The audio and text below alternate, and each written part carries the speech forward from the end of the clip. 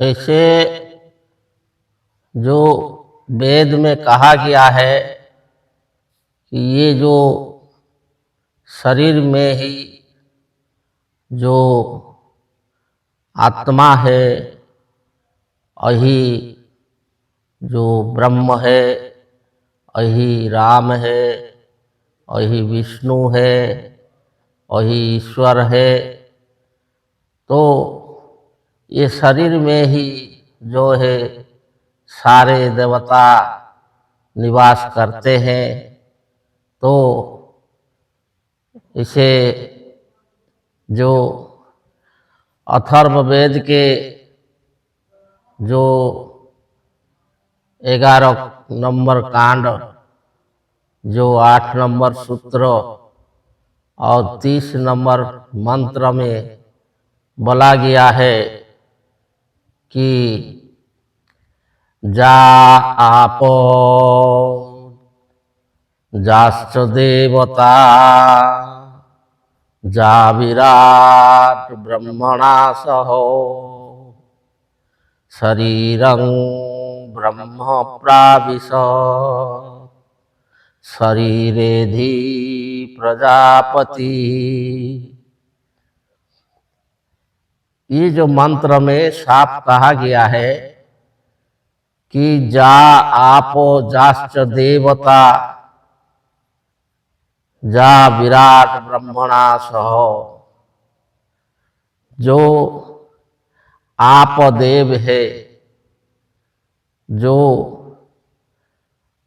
जल का देवता है, जो वरुण है आप देवता, और जाच देवता जो अन्य देव है, इंद्र चंद्र वरुण कुबेर इत्यादि, चंद्र सूर्य, और जो जा विराट ब्रह्मणा सह, जो विराट पुरुष कहा गया है, जिसको ब्रह्म कहते हैं, जिसको ब्रह्मा कहते हैं, तो उसके सह जो विराट पुरुष है, और ये शरीरं ब्रह्म प्राविशत, ये शरीर रूपी जो ब्रह्म है, जो ब्रह्म मंदिर है, उसमें प्रवेश करके रहते हैं।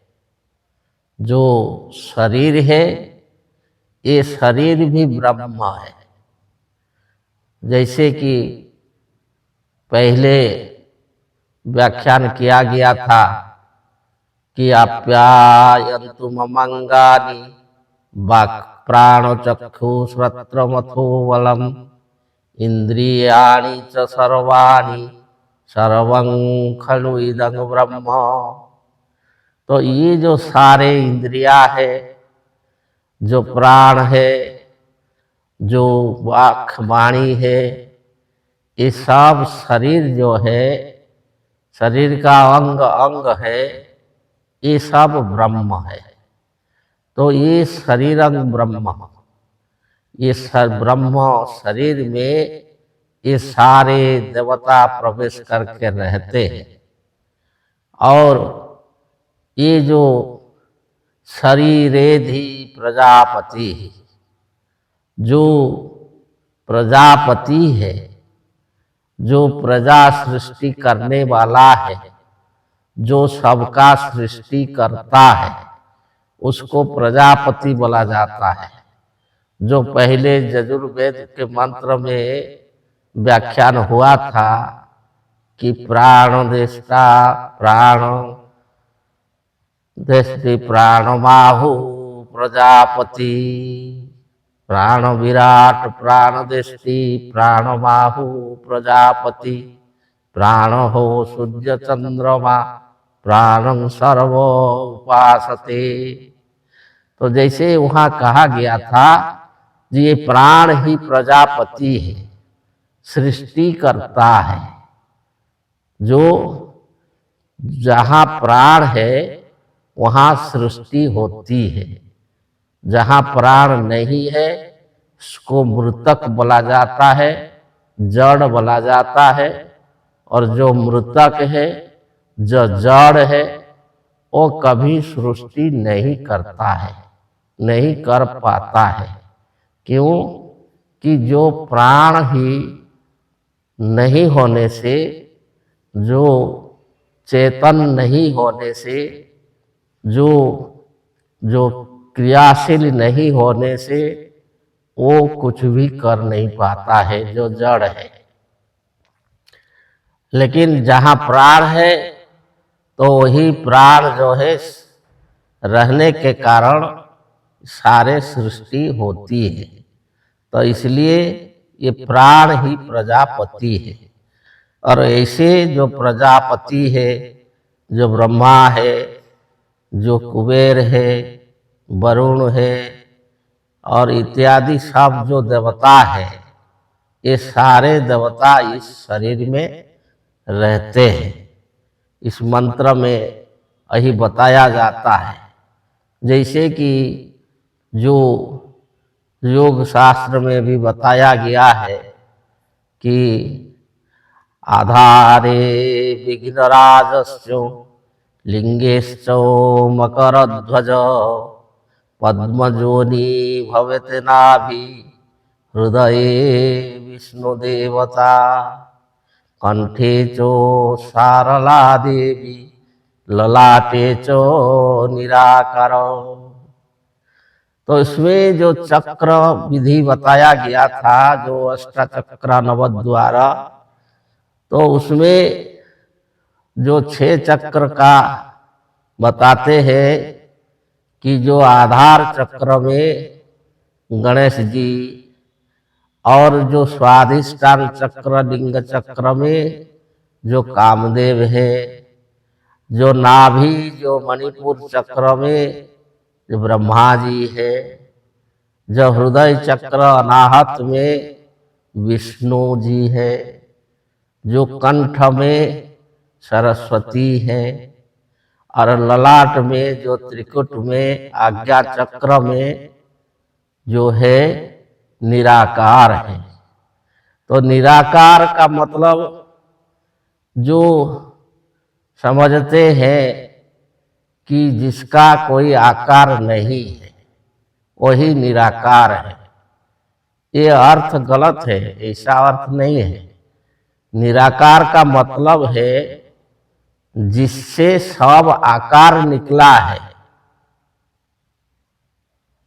सारे आकार रूप जिससे निकला है उसको निराकार बोला जाता है। तो जो किससे सब निकला है, जैसे सृष्टि का प्रक्रिया में बोला गया था, ये स आत्मनो आकाश संभूतो आकाशात वायु, वायु अग्नि, अग्नि आप, अद्भ्य पृथ्वी। तो ये सारे जो भौतिक रूप है और ये शरीर है, ये भी भौतिक रूप है। तो ये जो सब रूप जो है जिससे निकला है, जो आत्मा से निकला है, तो निराकार का मतलब वो आत्मा है। तो वही जो त्रिकुटी में आत्मदेव है, आत्मा राम है, तो ऐसे वो सारे देवता ये शरीर में निवास करते हैं। और ये जो शरीर है, ये शरीर भी ब्रह्म है। और इसमें जो देवता रहते हैं वो सब जो है अपना अपना जो दायित्व ले करके इस शरीर को पालन पोषण करते हैं। जैसे कि सूर्यो चक्षु सूर्यो चक्षु वातो वायु। जो सूर्य देवता ये चक्षु है, वातो वायु प्राणम। सूर्य चक्षु वात प्राणम पुरुषस्य विवेजिने। जो पुरुष है, जो शरीर का अधिष्ठित देव है, जो आत्मदेव है, आत्मा राम है, तो उसका जो शरीर में सारे देवता रहते हैं तो उनको जो है अपना अपना जो हिस्सा दिया गया है। जैसे कि जो सूर्य चक्षु, जो चक्षु वो सूर्य देवता है, इसका रोशनी से ये दिखाई देता है। जो आँख द्वारा हम देखते हैं तो इसके भीतर जो देवता है वो सूर्य देवता है। और वात प्राणं, जो वायु देवता है वो प्राण के साथ है। जो प्राण अपान व्यान समान उद्दान जो बताया गया था, पंच वायु पंच प्राण, तो वो प्राण के हिस्सा में रहा।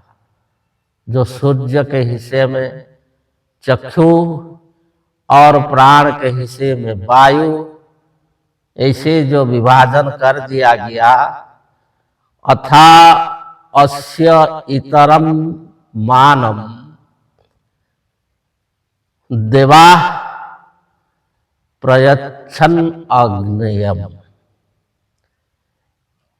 जो इतर मानम, अस्य इतर मानम, और जो पुरुष का, जो आत्मदेव का जो अन्यान्य जो भाग रह गया, सारे अंग जो रह गए, तो उसको जो है सब देवताओं ने उनका दायित्व, सारे अंग का दायित्व जो अग्नये प्रयच्छन, अग्निदेव को प्रदान कर दी कि अग्निदेव जो है इस सारे अंग का पालन पोषण करेंगे। जैसे पहले जो मंत्र में कहा गया था कि जो अग्नि है, तनुपा अग्नेशी तनु में पाही, कि अग्नि को तनुपा बोला जाता है। तनु यथा शरीरम पाति रक्षति इति तनुपा। ये शरीर को जो पालन करते हैं, रक्षा करते हैं, पोषण करते हैं, वही अग्निदेव है। तो वो अग्निदेव जो है ये सारे अंग को जो संचालन करते हैं, पालन करते हैं। अर्थात शरीर में अग्नि नहीं रहने से ये शरीर जो है ठंडा हो जाएगा और ये जो क्रियाशील नहीं रहेगा। तो जो अग्निदेव है ये शरीर को संचालन करते हैं, पालन करते हैं, पोषण करते हैं। ये जो अथर्ववेद के कांड 11 और मंत्र 8, सूत्र 8 और मंत्र 32 नंबर में इसको कहा गया है। तो ये जो है शरीर, ये शरीरम ब्रह्म मंदिरम इसलिए कहा गया। और इसको जो है ब्रह्मविद विदु, जो ब्रह्म ज्ञानी है वही इसको जानते हैं। जो श्रीमद् भगवत गीता में भी जो 13 अध्याय में भगवान ने कहे थे कि इदम शरीरम कौन्तेय क्षेत्र इति अभिधीयते एतत् जो वेति तत्पाहु क्षेत्रज्ञ इति तद्विदः, कि ये जो शरीर को क्षेत्र बोला जाता है और इसमें जो रहते हैं उसको क्षेत्रज्ञ बोला जाता है। और जो क्षेत्र को, क्षेत्रज्ञ को जानना ही सच्चा ज्ञान होता है, उसको ज्ञान बोला जाता है। तो यही जो आत्मज्ञान, इसको जानने से ही जो मनुष्य सच्चा सुख, सच्ची शांति और सच्ची मुक्ति का, सच्चा आनंद का अधिकारी होता है। और इसको ब्रह्मज्ञान, आत्मज्ञान बोला जाता है। आगे बताएंगे। जय जी।